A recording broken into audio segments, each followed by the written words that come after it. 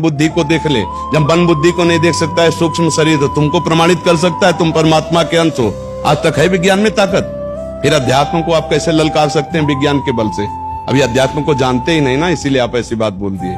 विज्ञान और अध्यात्म, विज्ञान है स्थूल शरीर का और अध्यात्म है सूक्ष्म और कारण शरीर से भी परे आत्म तत्व का। अध्यात्म आत्म तत्व का है बच्चा। अभी तो तुम बालक हो, संसारिक बालक हो, इसलिए इस बात को कैसे जानोगे? विज्ञ जन इस बात को जानते हैं। अध्यात्म स्थूल सूक्ष्म और कारण तीनों को बाधित करके आत्मबोध प्रदान करवाता है, और विज्ञान केवल इसी ढांचे को जानता है। इस ढांचे को, पांच भौतिक ढांचे को, केवल अल्ट्रासाउंड और जितना भी एक्सरा या सिटी स्कैन, ये इसी स्थूल का होता है। आज तक विज्ञान की ताकत नहीं कि मन को जान सके, बुद्धि को जान सके, चित्त को जान सके, अहम को जान सके, ये सूक्ष्म शरीर है, या स्वभाव का अल्ट्रासाउंड कर सके, या परमात्मा तत्व जो अंश है उसको कोई बता सके। आज तक कोई है यंत्र में? बताओ। तो बच्चा अध्यात्म तुम तो हो ना, और इतना तुम्हें कहीं ना कहीं पता होगा कि तुम शरीर से कुछ अलग हो। अगर थोड़ा भी शास्त्र सुने होगे, सत्संग सुने होगे, तुम ये ढांचा तो हो नहीं बच्चा। तुम्हें इतना पता है तो फिर विज्ञान और अध्यात्म का जोड़ ही नहीं बनता, क्योंकि ये पांच भौतिक शरीर के ढांचे की चर्चा हो सकती है विज्ञान में, लेकिन आत्मस्वरूप की नहीं हो सकती। और ये ढांचा है नाशवान, जिसको फूंक दिया जाता है। और आत्मा है नैनम छिंदन्ति शस्त्राणि नैनम दहते पावकः न चैनम क्लेदन्त्यापो न शोष्यति मारुतः। कैसे अध्यात्म को जान सकते हो? और कोई भी विज्ञान पूर्णता तभी होती है जब अध्यात्म से जुड़ती है। बिना शास्त्रों के आज तक कोई अस्त्र नहीं बना। आग्नेय अस्त्र, वरुणास्त्र, जितने भी बने वो हमारे शास्त्रों में सब लिखे हुए हैं। कोई भी विज्ञान ऐसा नहीं जो हमारे शास्त्रों से हट करके हो। और जितनी चर्चा विज्ञान की है वो केवल स्थूल जगत की है। सूक्ष्म में प्रवेश नहीं, फिर कारण में प्रवेश नहीं, फिर सूक्ष्म और कारण से भी परे जो तत्व है वो आत्म तत्व है, और जो सबकी आत्मा है वो परमात्मा।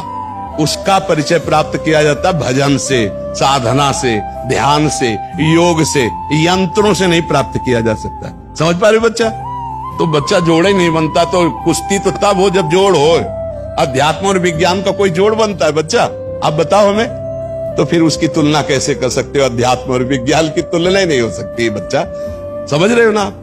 तो आज का आधुनिक जो बौद्धिक स्तर है, जब बैठे संतों के चरणों में, तब उसको समझ में आएगा कि अध्यात्म किसे कहते हैं। गणित लगाने से नहीं होगा। हम थोथी बुद्धि से नहीं बात करते हैं कि केवल तुम्हें शास्त्रीय पोथी की बात बता रहे हैं। आप हमसे प्रश्न कीजिए, अपने वैज्ञानिक प्रश्न कीजिए, हम आपको अभी आध्यात्मिक उत्तर देते हैं उसका। अब आपको जिसमें संशय हो आप बोलिए हमें।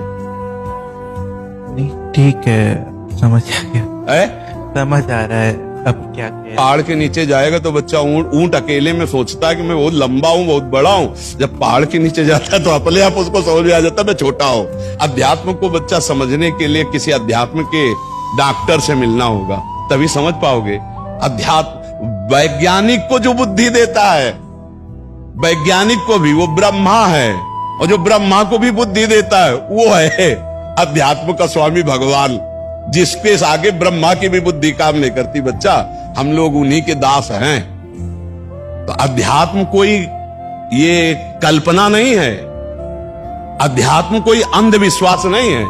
हम अंधविश्वास से थोड़ी जीवित है, हम उस सत्य वस्तु में जीवित हैं, उसी सत्य वस्तु में स्थित है, और उसी सत्य वस्तु के प्रमाण है। ये थोड़ी के प्रमाण देने के लिए हमको किसी और, जब पेट भर जाता है तो प्रमाण अपने आप होता है। तो ऐसे अध्यात्म अपनी छाती प्रमाण है। बचपन से अभी तक उसी अध्यात्म के खेल में रहे। हम जैसे तुम लोगों जो पढ़े लिखे बच्चे होते ना, उनसे कहते हैं हमने तो पीएचडी नहीं पढ़ी, क्योंकि 13 वर्ष की अवस्था से बाबा जी रहे, पर हम मन की पीएचडी पढ़े हैं। हाँ, मन की पीएचडी पढ़े, बचपन से इसी की पीएचडी पढ़ा है, तो उसी का सारा ज्ञान